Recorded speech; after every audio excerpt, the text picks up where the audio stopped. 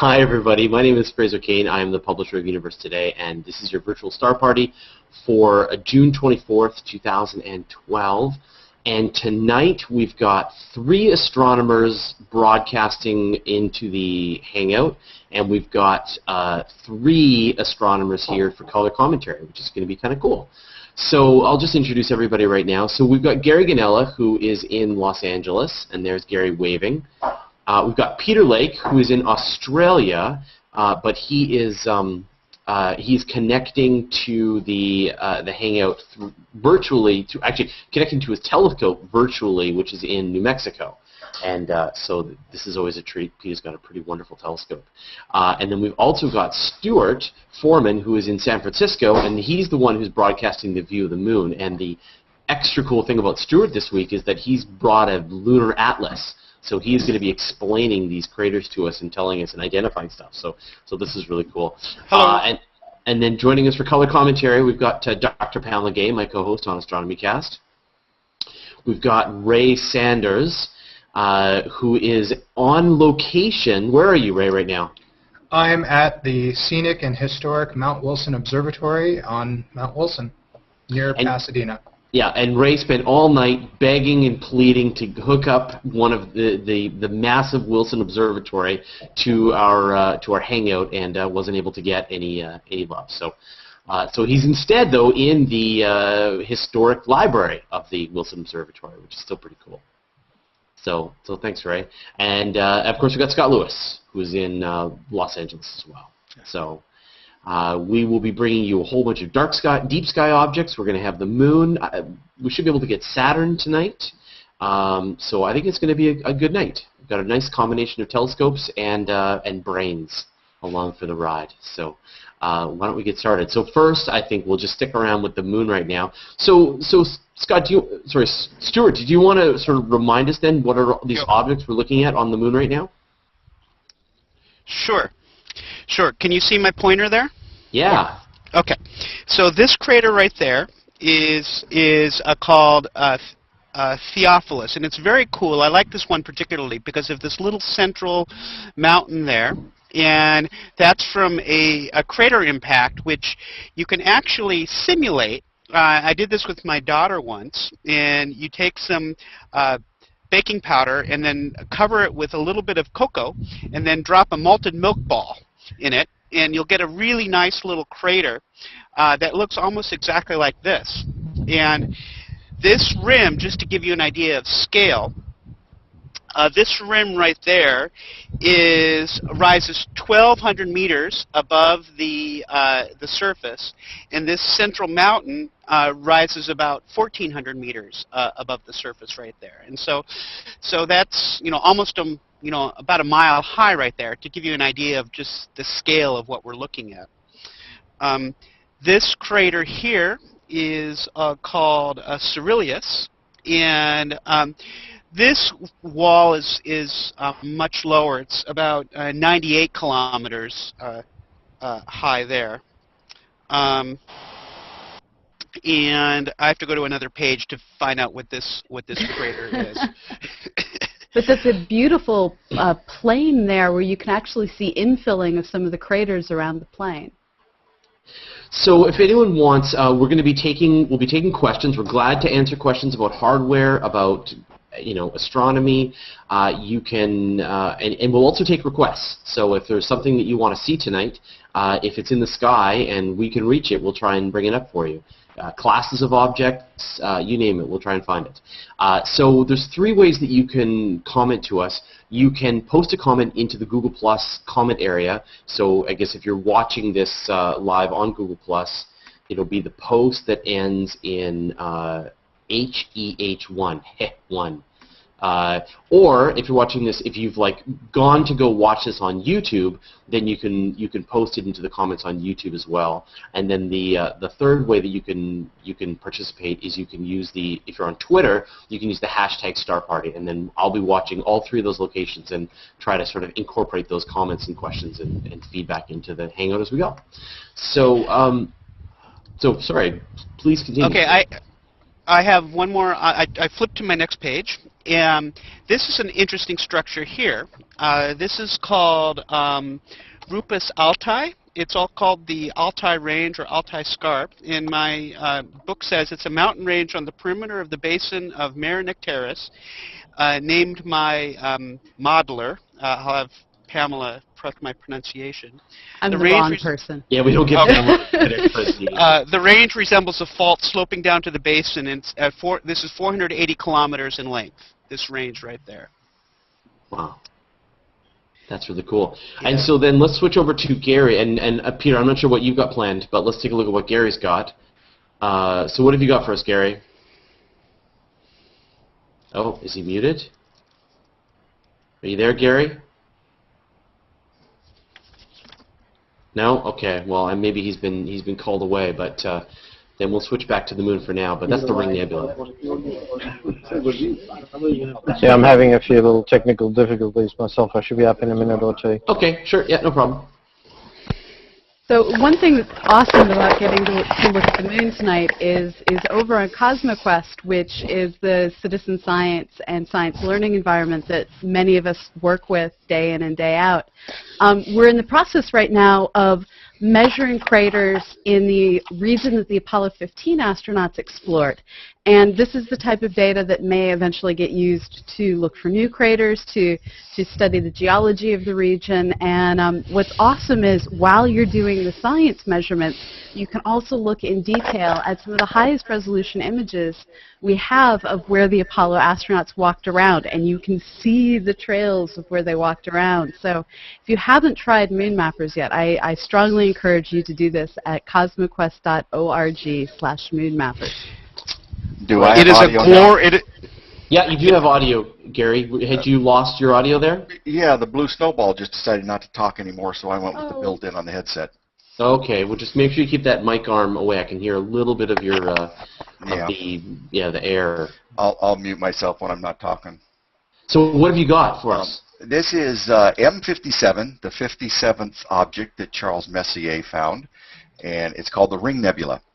And if I understand, this was a star right in the center that was very similar in size to the Earth that went through the phase where it blew off its outer shell. Is that correct, Pamela?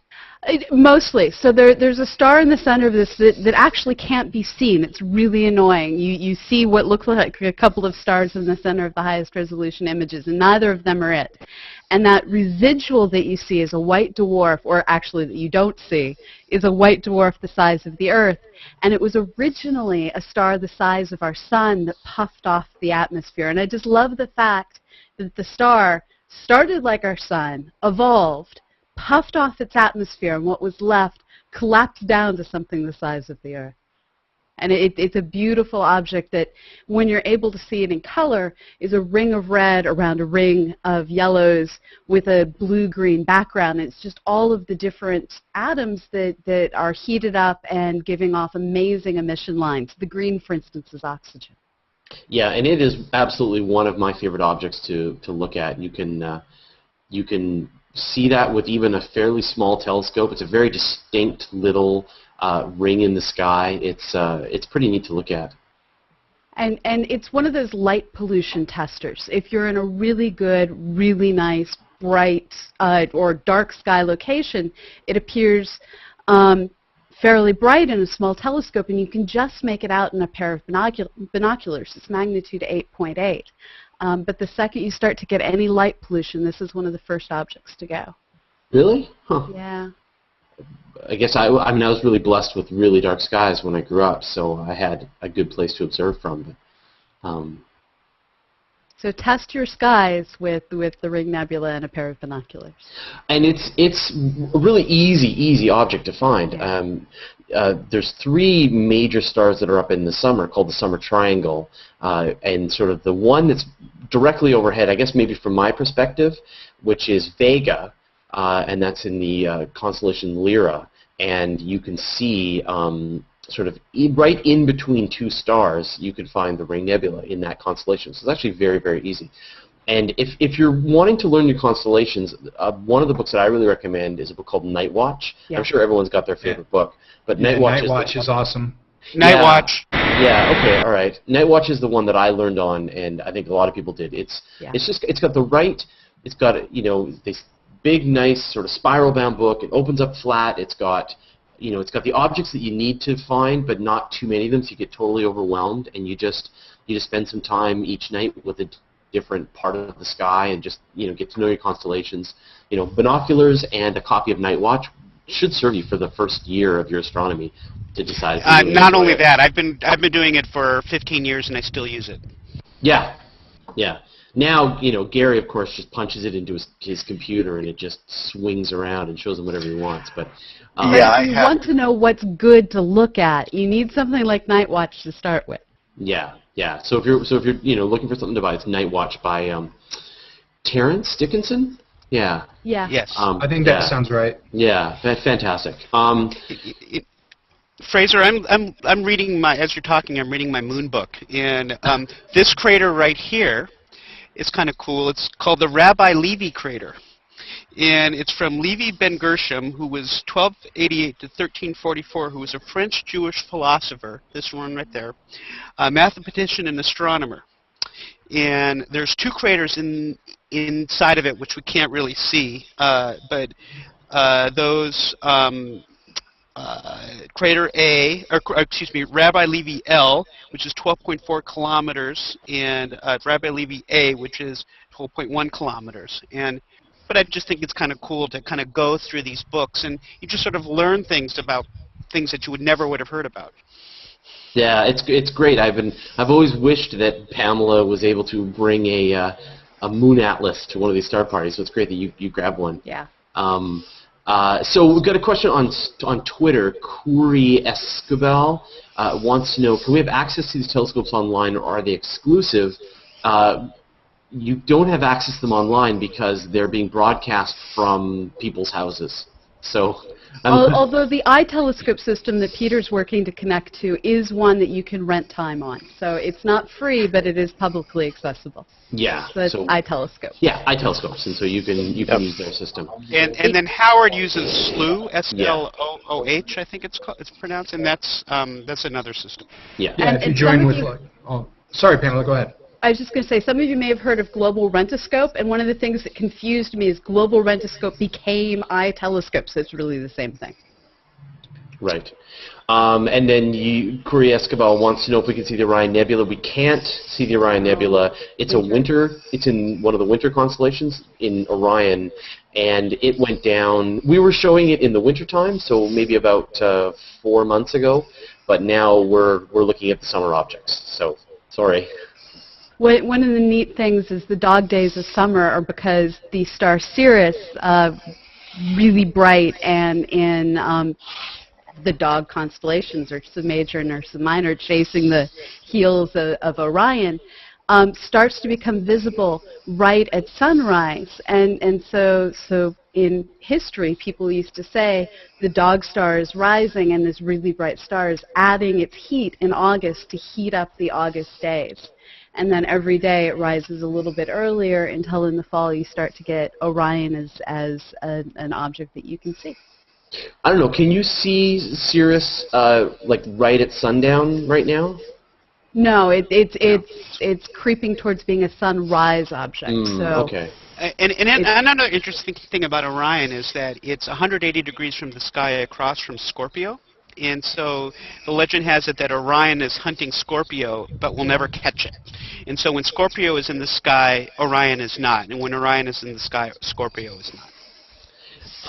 So somebody asked to see a binary star. So maybe, I don't know, I don't want to tear Stuart away from the moon. I want to be able to keep coming back to the moon. But maybe we can try and see like the one in Ursa Major, like at some point. I don't want to lose your view of the moon, dude. So, but I'm sure you could do that and split because it becomes like a quadruple binary, right?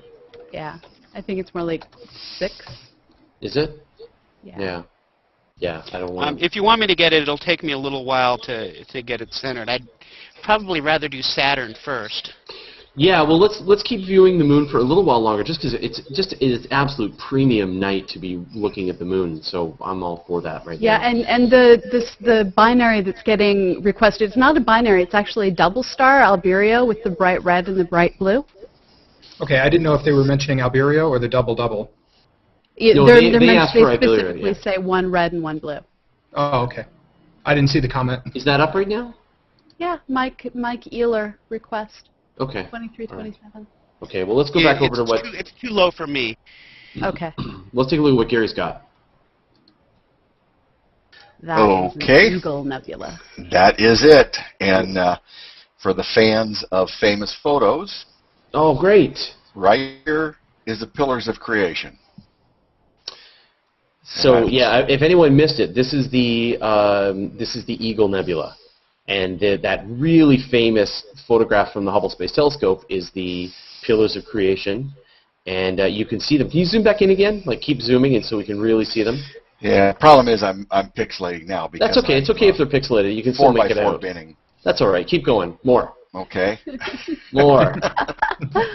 There we go. Embiggen it. Embiggen it. Yes, embiggen, our favorite word. So I think as people see it in the Hangout, I think they can see the Pillars of Creation. It was really surprising to me when we first started to bring this into the Hangouts that we can actually see the Pillars of Creation. That you got to use your imagination a bit, but they're there, right?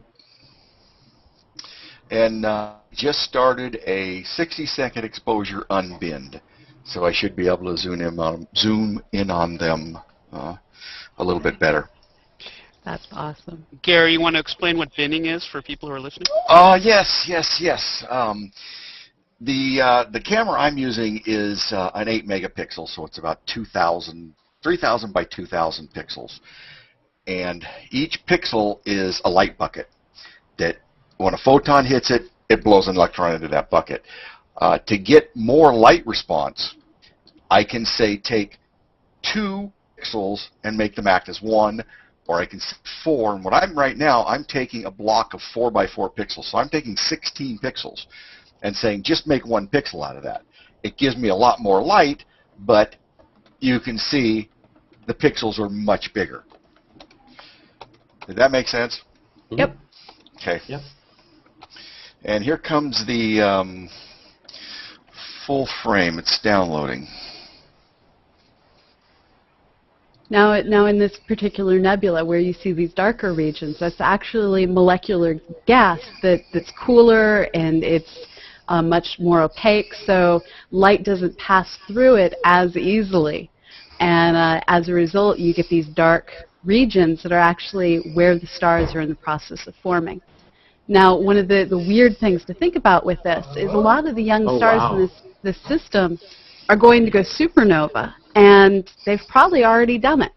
So this object is far enough away that the light we're seeing now has been traveling for so long that this system in reality has already been completely destroyed.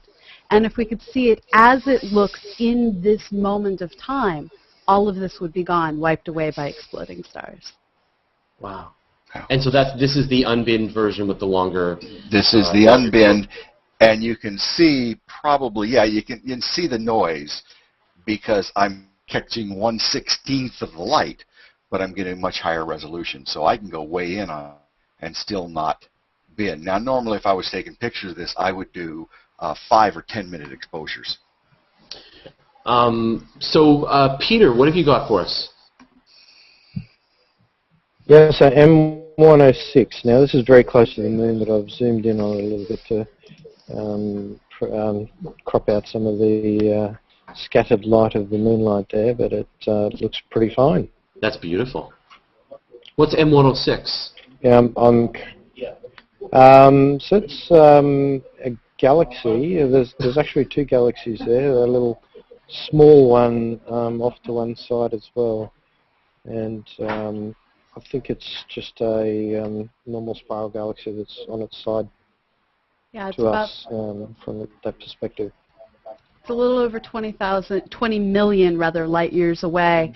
And what's interesting is this is actually an active system, which means the black hole in the center of this galaxy, as seen right now, is in the process of eating stuff. And as a result of the material falling into the black hole, prior to getting consumed, the material is giving off X-rays, it's radio loud, it's what's referred to as a to galaxy.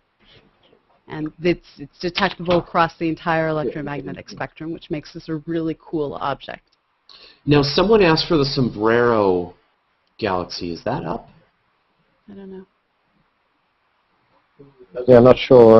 Yeah, I've let got me check. M16 running myself now, but I'll have a look. Yeah, I'll check real quick too. Okay. It should be up over here in San Bernardino. I've got Stellarium up. I'm taking a look there. What constellation is that in? It's right below Saturn right now. With the constellation, it's going to be between Virgo and Corvus. Yeah, that's what I'm seeing as well. Do you want to try and grab that, Gary? The Sombrero? Oh, I muted you, Gary. Sorry. So let's stick on the moon a little bit more, Stuart. I don't know if there's any other craters you wanted to talk about, and then maybe we'll see if we can grab Saturn. Sure. Well, I got on 3 C's here. This is the Sea of Tranquility right there. This is where Apollo 11 landed, right in this area here. I couldn't tell you exactly where, but it's somewhere in this area right there. This is called Mare Crisium. That. And this is on page 48. Of your atlas, yeah. Which is Mare Fecunditatis. But this is the most one of historical significance right there, which is the Sea of Tranquility, which is where Apollo 11 landed. Right. And what has always been startling to me is these things that are named like Sea of Tranquility, and they have these beautiful poetic names. This is area formed by lava oozing across the moon. This is melted rock. This, once upon a time, were you a bacterium on the planet, had you looked up at the moon, you would have seen a molten moon, and I just love that concept. And so where you see the lighter materials, that's regolith, it's gritty dirt basically, and then the mare is lava. It's like the black sand of Hawaii. So the Sea of Tranquility is kind of a bit of an ironic name. Yes, it's a wonderfully ironic name. Embrace the irony. All right. Well, God, I wish we had like 2 telescopes going, 2 planetary scopes tonight, because I don't want to lose this moon. But I think we'll do it. So, all right, Stuart, are you ready to sacrifice the moon and move on to Saturn? I am. Give me like 5 minutes. No problem. We'll move on to the other interesting things that are showing up at the telescope. So let's go switch back to Gary. So, Gary, what have you got for us? Let me see. Do I have audio now? Yep, you have audio. Okay, I went back to this new blue snowball. Nice. I just washed my tongue and I can't do a thing with it. Okay, this is, let me see if I can stretch it a little bit. This is the Swan, and I'll go to the Sombrero after this, but I already had it on here. So there's a lot of light and dark areas, but this is the Swan. And this area in here is blown out. If I move it down so it's not blown out, then we don't see too much of the lighter areas. So what's causing it? Does anyone know any information about this nebula? This is a beautiful hydrogen region. If you could see it in reality, it would be bright red. It has about 800 times the mass of the sun, so this is a pretty big sucker. And it's roughly 15 light years across. We think that it's 5,000 to 6,000 light years away, but mostly it's just a pretty blob of hydrogen gas.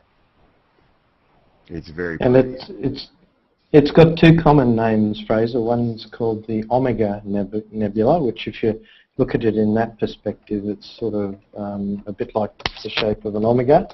And it's also called the Swan Nebula. If you look at it I think if you imagine the surface of a lake that's at about from 2 o'clock to 7 o'clock there, you can actually see a swan gliding along in the water, and that's its other common name as well. So the reason you... It's the Messier 17, yeah. M17. So the reason that it seems so much brighter in the core is there's what's called an open cluster of stars embedded in the center of this, like we've seen with so many of the other bright, beautiful red nebulas that we've seen over the months that we've been doing this. And it's the light from these young, hot stars that make up this open cluster that is ionizing all of the hydrogen gas, and it's in the process of becoming neutral again that we end up getting the red light emitted that makes this glow the way it glows. So it's kind of a bit like Hollywood. Yes. A few hot stars make everything glow red. Yes. I was going to switch over to Peter's all-sky view here for a second, because this is just amazing. So can you see the Milky Way there in his all-sky image there? Yeah, correct. I'll just... And then I can see the Big Dipper there. Yeah. And I can see the North Star and then the Little Dipper. So if you look on this image from Peter, at the very top, like sort of at the very top of this image, is actually the North Star, that bright star at the bright star at the top of this image. And you can see how the Big Dipper is pointing at the North Star there. And there's a satellite headed straight towards the Dipper, or an airplane. I can't oh yeah. Tell. No, it is a satellite. I think it's coming up from the horizon just over past the moon there, and you can see the dome, a couple of the domes there around the edge, and yeah, so it is. I'm not sure if it's the ISS or it'll be a fairly bright one. I was going to say there's an ISS flyover. Where's this scope at again? So this is in New Mexico, and that was about 20 minutes ago. Just got a question from just after 10 on YouTube, wondering what sort of filter is being used on the Swan Nebula. So I guess that's a Gary question. That is a hydrogen alpha, and it's 12 nanometers wide. So it's passing the light given off by excited hydrogen. And because I live in a light polluted area, it's the only way I can get good images is to shoot with narrow band filters that cuts everything else out. All right. So were you bringing up another image, Peter?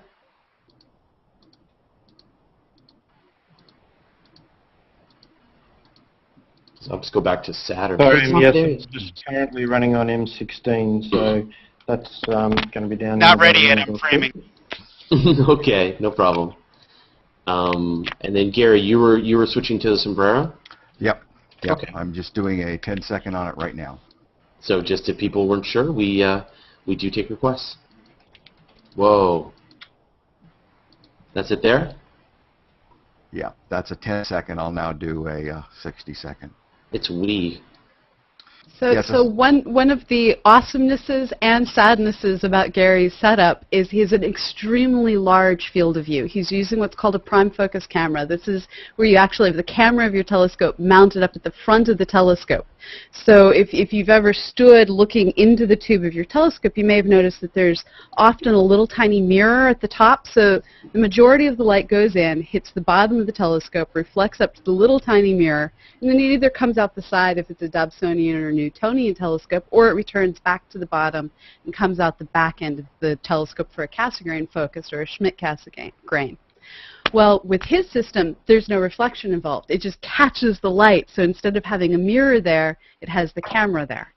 And this leads to a beautiful, huge, awesome field of view that makes the Sombrero Galaxy look puny. Yeah. But it's great for things like nebula.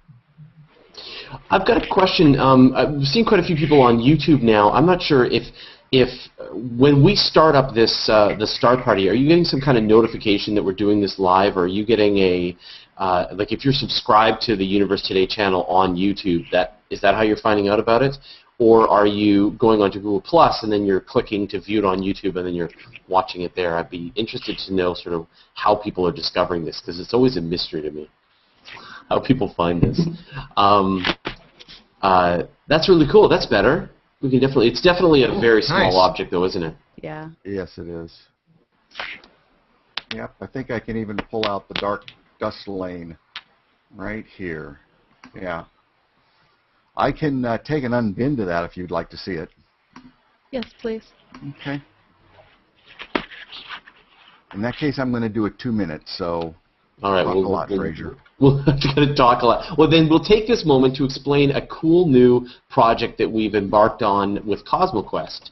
And that's part of the reason why we brought Ray here today. So, Pamela, why don't you explain our new astronomy course on CosmoQuest?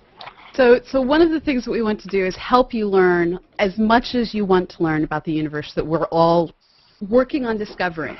So these star parties are great, but people are always asking for more. They want to know more. Well, one of the ways that you can learn more is you can take classes.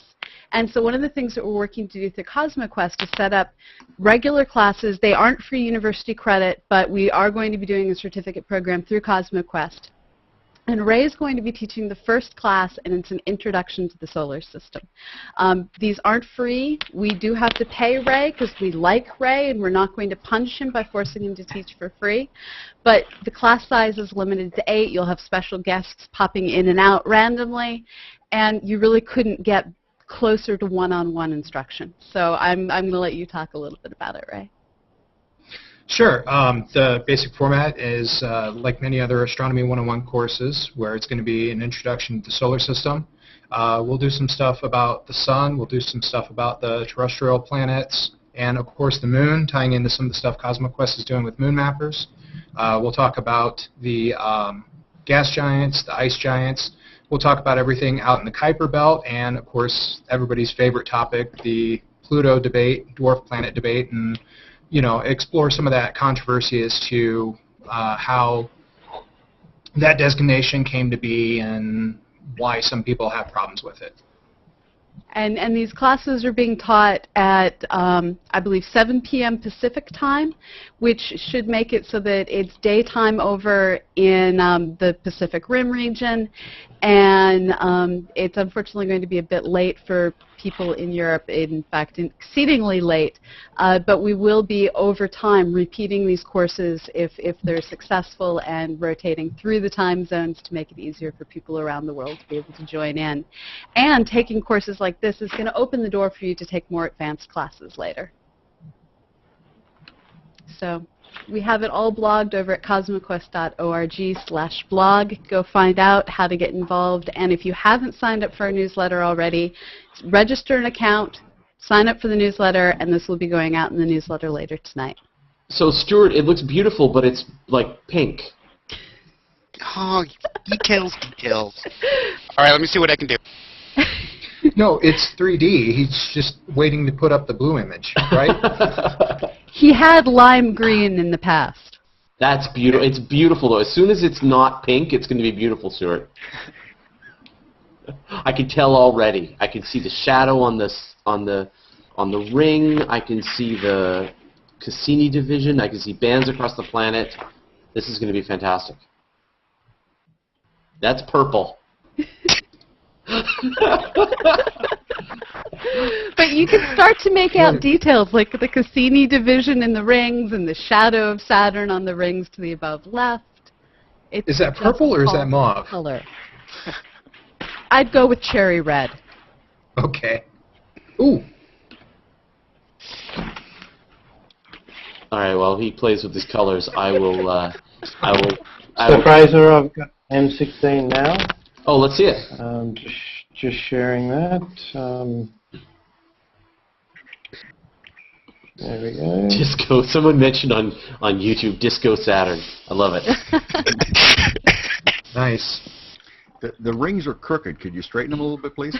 Oh wow. So this is your version of the Eagle Nebula, Peter. Yeah. So this is fresh off the scope, and yeah, it's. You can totally see the eagle in this rotation. Yes, you can.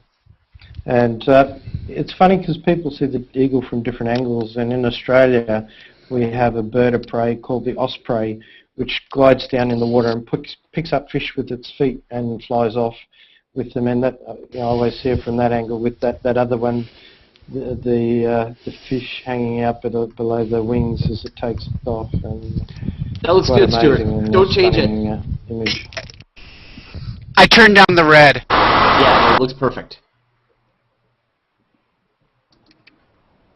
Yeah, that looks pretty good to me too. It's moving around though. Yeah, Muzarak wondered about. I'm just trying to frame it in the middle. That's all. Wanted to see the sombrero, but we're actually watching that right now. So there you go. All right. Well, let's go back and look at Saturn now.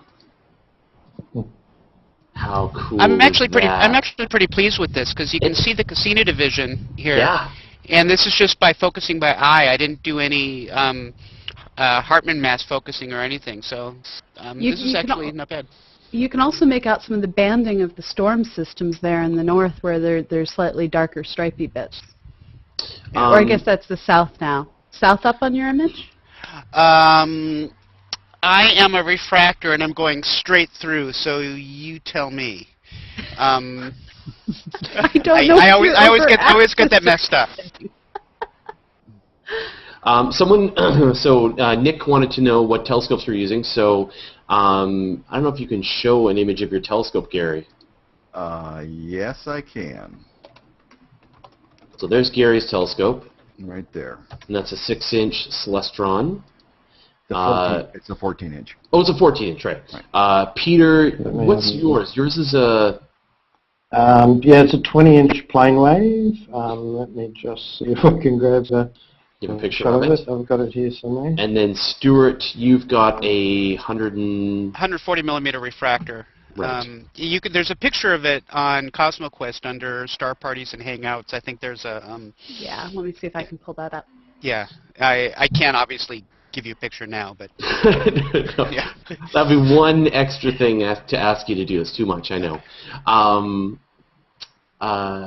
Right. So, and someone wants to talk about the guider scope. So Gary, what are you using as a guider scope there? I'll put it back. That is the Orion Short Tube 80, so it's an 80 millimeter with a pretty low focal. It's actually more magnification than the scope, so it makes much finer movements. I'm not guiding at the moment. Anything that I do, I can do up to 2 minutes without guiding. I've got the mount adjusted to that point. If I'm doing a 5 or a 10-minute exposure, I'll fire this up. And this is the Short Tube 80, and right here is the Orion Star Guide. And then that feeds USB down into the computer, which is just to the left of where the camera is sitting.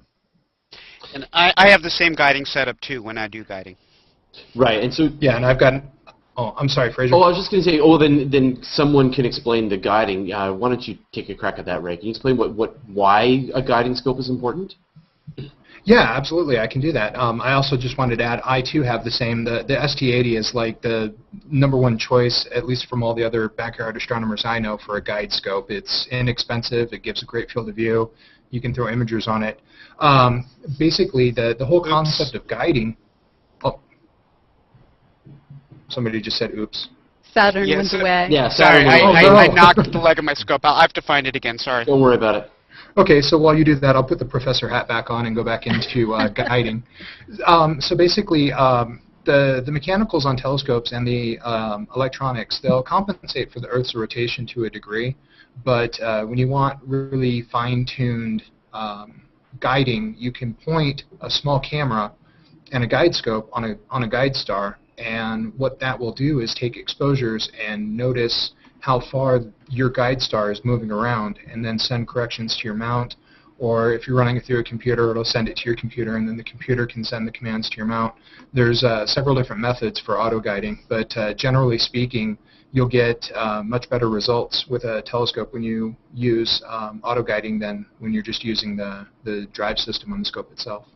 And back in my day, when I was learning how to do this, to suddenly sound like an old person, we actually just used a high-speed camera and used a grease pencil to make a mark on the monitor and a paddle to keep the telescope so that the image stayed on top of the grease pencil mark. It wasn't romantic, but it worked. And guiding I was shown... Oh, I'm sorry, go ahead. deep sky work. If you're doing planetary work, you don't really need guiding or moon work. Right. So I'm not guiding right now, although I seem to be stepping on a bunch of cords and making Saturn move. So.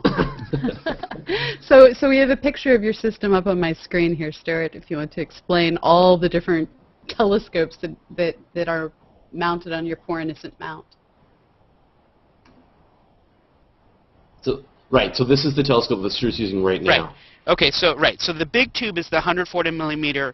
It's an apochromatic refractor, and apochromatic means that refractors have what's called coma, which has color abnormalities around the edge.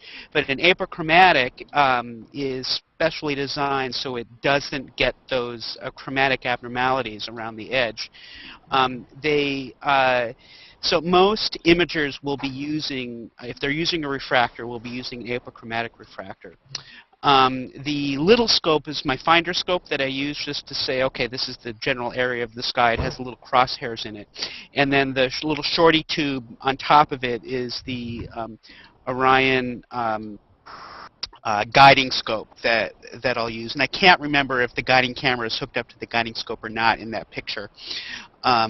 But so those are the three scopes, and the mount that I have is a Skywatcher EQ6, which is the same as an Orion EQG, and it's an excellent mount for visual observing because it has a nice go-to, and it's the price point is really nice for beginning and intermediate astronomers. It's not that expensive as heavy mounts go. And I think that's it. Does that size it up with that? Yeah, picture? that's great. That's great. Now, Gary, were you going to cue something else up tonight? Yeah. Did you get a chance to look at the Frez of the sombrero? Yeah, that's didn't beautiful. know if you popped it up because you need to see that. All right, then I'll start another exposure. Someone wanted M13. I think that was on your list tonight, wasn't it? Oh, the globular cluster in Hercules? Yeah. It is not on my list. I was actually looking at that naked eye out here at Mount Wilson. Oh, that's crazy. Right on the edge of visual acuity.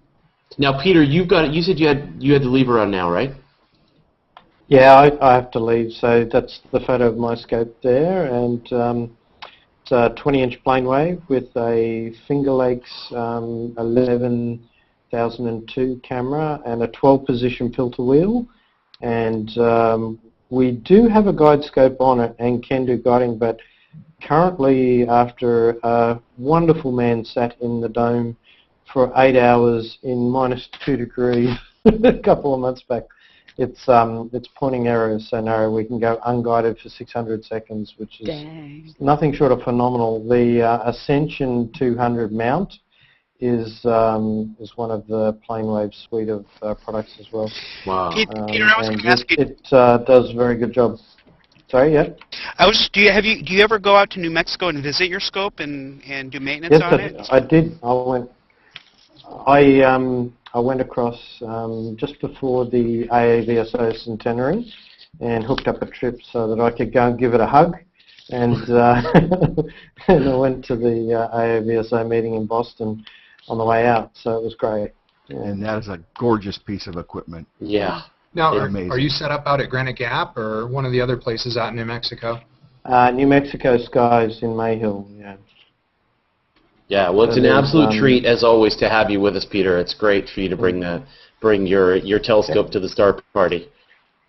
Thanks, and apologies, everyone, I have to drop out a little early today. No problem. We'll see you next week. Thanks for joining. Thank you. Good night, Peter. Good night, Peter. Hi, Peter. We are absolutely blessed to have that telescope participating in these star parties. What a phenomenal piece of equipment. What have you got now, Gary? M8, the Lagoon.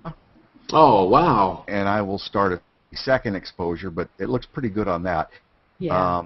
It's low on the horizon, and I'm getting a little light pollution. From the right, you can see it's lighter than the left. Is that a first for the star party? The light pollution? So. No, the M8. No, we got all kinds of light pollution. Not in LA, it's not. Yes, and I'm grabbing it early. it's way low on the horizon right now. In the next few weeks, it'll start coming up higher, and I'll be able to get better shots of it. Vance Mack just on Twitter just mentioned that apochromatic scopes are slightly more expensive, which is true, and I've mentioned this on many occasions that I really, really want Stuart's telescope. I bought mine used, for the record. Yeah, I for the didn't buy it record. new. And if any of you have listened to us on Astronomy Cast, my dream scope is one of the Teleview apochromatic telescopes that's small enough to put in the overhead bin on an airplane.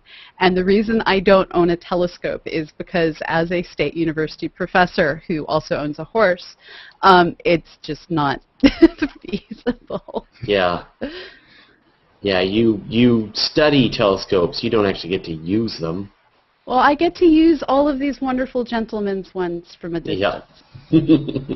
And I don't know why this was written, but someone added the comment, I vote pterodactyl. And I just loved that comment, so I needed to say it out loud. What was the pterodactyl, what was that in reference to? I have no idea, but it's an awesome comment. Maybe the Eagle The Nebula? Eagle Nebula, yeah. Yeah. Oh, We were mentioning yeah. that last week, I think, that a certain object looked more pterodactyl than eagle or pelican. So okay, well, so we've got another request from, and I think we're starting to reach the end. So let's gaze on Saturn briefly, and then Stuart, could I maybe try and take a crack at, was it Albion or? For me, it would be Mizar if you want to see the double star. Let's try Mizar, sure. So why don't we do Mizar? So all right, I'm just taking a video right now. Let me just finish this video, and then I'll slew it over. Sure. So everyone say goodbye to Saturn. But look at that view of Saturn. Bye-bye, That's beautiful. Saturn. You can Bye, see Saturn. you can see the bands on the planet. You can see the Cassini division and the shadow on the rings. That's beautiful. That is an absolutely flawless Saturn tonight. Nice work, I'm going Stuart. to take one more video, and then I'll slew it over because. And then can you, as always, can you post an image maybe later on, and we can make that available to people so people can see what the final stacked version is. Okay, that sounds great. And then we can take a look at Mizar so people can see what this looks like. Now, Pamela, you got a bit of an explainer, right, for Mizar. People used to use that as a way to test their vision. It's Mizar and Alcor. It's a double star in the handle of the Big Dipper. And so both stars are actually given a name. If you look carefully, you can start to see them. And what's kind of awesome is Mizar's actually also a double-double. So you're basically looking at stars upon stars upon stars, and when you have kind of bad vision, which I have, you just see a single star. You have excellent vision, you look at it with your eyes, you see two stars, Mizar and Alcor. You have telescope, and then you start to see Mizar looks like two stars. You get bigger telescopes, you suddenly make out that it's four stars. So it's stars all the way down. This Lagoon Nebula is phenomenal, Gary. Yeah. That's the 1 minute exposure. That is unbelievable. Look at the detail in that. This is one of my favorites. This is taking away a bit of the power of the rosette. I gotta say, this is gorgeous. and it's like I'm going to try and hit that with my telescope next weekend. Wow. If the monsoon Fraser, gods are Okay, that would be great. nice. All right, bye Saturn. Here we go. Bye Saturn. So, do you want to try to get M13, Gary? I can do that. And can we see your telescope slew while we do it? I can do that also.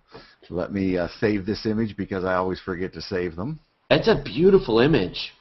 It came out better than I thought as well. Wow, As it is yeah, on the we've never. horizon. That's awesome. I'm sure we've never seen that. So that is just phenomenal, Gary. I'm really, really impressed. How long was that exposure again, Gary? That was a 60-second. So John Knoll just asked, what position of the handle are the four stars? So they are, if I recall correctly, it's the second star from the end of the handle, right? So, or if you have the four stars of the basin, go one star, next blobby, and the next blobby is actually the stars upon stars. So Scott's going to show us here. Scott. Yep, right here's Mizar. And as you can see, right here is Ursa Major. And I can center in on it and zoom in, and we can, as we get closer, you'll see them actually separate as we're getting closer. And there's Alcor, and there's Mizar right there. And then keep zooming. Let's see if it'll show the actual double-double. I can. Oh, it's going to look a little crazy, but just because of the hangout. But let me get in here. There you are. There There's it works Mizar. perfectly. So that's what we're going to be seeing, hopefully. So you can see how it's a binary pairing. Go back and can you actually see it on Alcor as well? Should be able to. Is this using Stellarium? Yeah. Oh. I don't think Alcor is going to play. No. Yeah, Stellarium works great in these hangouts. Yeah, it really does. And you're just screen sharing Stellarium. I'm screen sharing my second desktop. I extended my desktop just to help out with the full desktop screen share. It tends to work the best when we're doing that. You got to show me how to do that because that's And amazing. the reason they're moving is because you have it set to show real time and the planet is rotating. Yeah. Earth, stop moving for Hit that just a pause second. button, Scott. Yeah, hit that pause button. Somebody wanted to know about Mars. Mars is down. Are they going to repair it? Yeah, Mars is. Yeah, they're going to repair it. Error code They'll have 404. Mars back. It's like how far is it over the horizon? I'm still showing it's up. Yeah, I'm showing it still up too. It's Okay. low in the west. Okay. Is it below the edge of the dome, maybe? Because there's above the horizon and below the dome. Well, no, it's above the moon. Stuart, do you have a view of Mars? Oh, okay. I can see it from here. Oh, okay. Well, then maybe after we do the Mizar, we'll take a view at Mars and then we'll wrap it up. Yeah, I was Okay, going to say, you want me to do Stellarium's a showing it slew? at magnitude 31. Yeah, can you slew it? Yeah, let's watch the slew. Or Here we no, go. 9. So people Read the can wrong watch. thing. That Just makes more sense. so people everybody knows this is real. We're gonna watch Gary's. It's like 31, that's the sun. Let's watch. So check this out. Look, Gary's telescope is slewing. That is so cool. Have you ever pulled out the little cables when it's? Once in a while. Before every session, I make sure they're loose enough because that's not fun. So I have to admit, on one of the first nights that I was testing my 8-inch reflector rig on my mount, the scope rings weren't quite as tight as they should have been. Oh, no. Thank goodness I was right next to it because it just started going, and yeah, so Like sliding off the mount. yeah, that was a very scary experience. I mean, it only moved probably about 2 inches, but it was in that slow motion, like, you know, when you trip and fall, and it's that super slow motion thing. It seemed like it was all of 5 minutes, but no. And I was right next to it just in case, but, you know, watching $600 worth of telescope equipment, like, want to try and meet the ground was not a particularly happy experience. No.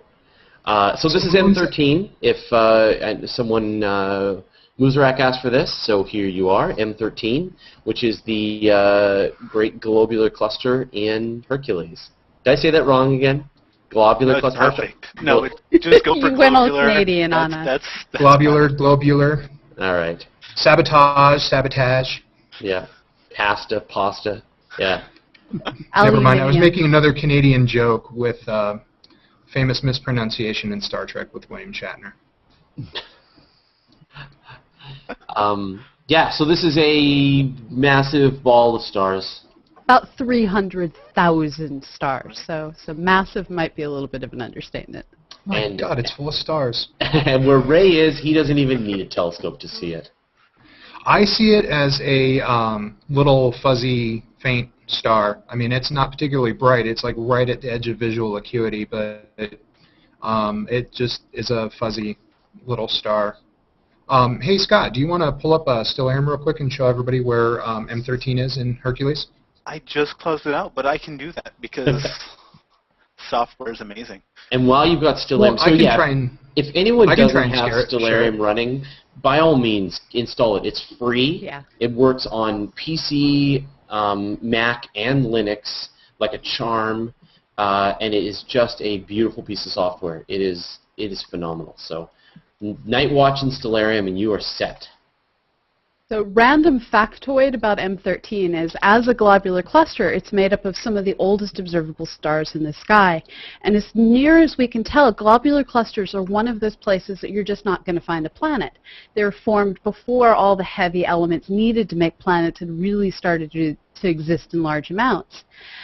Now, unfortunately, this is also one of the places that prior to figuring out that whole planets not found there problem, back in 1974, there was a message sent in the direction of M13. So hopefully, or not hopefully, depending on your point of view, whether you're pro-Hawking's or anti-Hawking's on the anti-alien thing, a planet between here and M13 picked up the call, because in M13, there's probably nobody listening. Tom asks, what is a globular cluster relative to the Milky Way? Can we see them on other galaxies? Yes, yes. Globular clusters, no one's quite sure how they formed. That's one of the things we're still working to figure out. But they were some of the first things that formed in the universe, and they exist as satellites around many galaxies. We do see young ones around other distant galaxies. We're not sure why, still sorting that part out. But these are gravitationally bound, fairly low dark matter, clusters of stars that all formed in generally one epoch of star formation. What's kind of awesome is dwarf spheroidal galaxies may have similar numbers of stars, but then they're rich in dark matter and didn't necessarily form in one burst of star formation. So it's neat to see these two systems that have similar numbers of stars and radically different dark matter constituencies. So your binary star is up. Yep, here's Mizar. And Alcor, or just Mizar? Just Mizar. Alcor is Okay. not in this frame. Okay. Yeah, so remember how we looked at it before, and you could see that Mizar, if you really zoomed in, you could get that binary companion to it. So here's Mizar with its binary companion. And that's actually 4 stars. We just resolve it as 2. I didn't know that. Yep. So Mizar and its binary companion are actually a quadruple 4-star system. Yes. Really? And then Alcor is its own double star system or something like that? It's its own star, so there's 5 stars total. Alcor is okay. up and to the left off the frame. It's zoomed in enough that you can't see it. That's beautiful. Yeah, it's an amazing story. That looks really nice. That's a really great shot of those. All right, I'll if you're done with this, I'll slew around and see if I can get Mars. Yeah, that would be fantastic. All this talk of double-doubles is making me want to go back to In-N-Out Burger. Double, that's in Canada, that's what you get. That's how you get your coffee. You go to Tim Hortons, you get a double, although it's an abomination. So Is that a double shot, double sugar or something? it's double cream, double sugar. It's an awful tasting coffee. Ew. Yeah, the thing is, we don't do it on the west coast of Canada, so we have Starbucks here or whatever, right? Seattle's Best, things like that, and so. But you go to Toronto, and there are Tim Hortons on every corner, 2 on the same street, and so I went into a Tim Hortons and I said, I'll have a coffee, and everyone was like double, and so she looked at me and said, well, double, and I'm like, okay, and then I got my coffee and was walking away. I was like, oh, this is so gross. He's So, nonconformist. I know, and they're actually moving into the States too, so you'll all know what this all means soon enough. Yeah, they have They're all Tim over Hortons Michigan. in northern New York. Yeah. Hey, that looks like the Trifid Nebula. That is. I will be very happy when Tim Hortons makes their way, because I absolutely love Timbits. Okay, Anything you've now beats frightened me. Starbucks. That's beautiful. That's great. Have we even had the Trifid Nebula in this? I don't know. First one. I'm doing a 60-second right now. I just passed. There we go. And So we'll come up. we got 3 astronomers here. What is it? It's an ionized hydrogen region. There is, yet again, a cluster of stars embedded in gas, and this is leading to an emission nebula. There's oxygen lines, there's hydrogen gas, all of these different things emitting all sorts of different colors, so that if we could see it through more filters than just this H-alpha filter, we'd see that it's this beautiful pastel painting of an object on the sky. Yeah, it really is a lovely nebula. Oh, there it is. Perfect. Yeah. Hey, wait a minute. And the dark parts through this are, again, places where the gas clouds are particularly thick. Now, something interesting to show the hydrogen alpha filter I'm using. When I show you the one that I took in true color, this was through red, green, blue filters at a dark location. You can see the same area here, but you don't see any of this blue-green. Blue goes away. Yeah, these are all emission all lines. missing. So when you look at a lot of different objects here on Earth, or you heat a rock up, it's what's called black body emission. Stars are black bodies. So they're giving off the majority of their light in one narrow band of colors, and there's a peak wavelength, but then all the colors have some light coming out.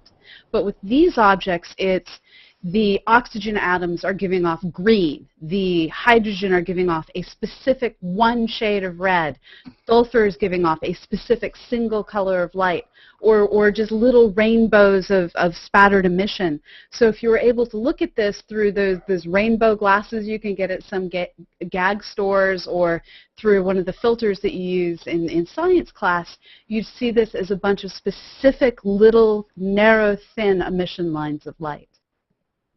I was going to say, some people actually will take those same eyepiece filters for their telescopes, and if they're in a sufficiently dark sky, you can actually put them up to your eye and see nebulas and such that aren't ordinarily visible to the naked eye, but as soon as you put that filter over your eye, boom, you see this little fuzzy patch in the sky. Take it away, nothing.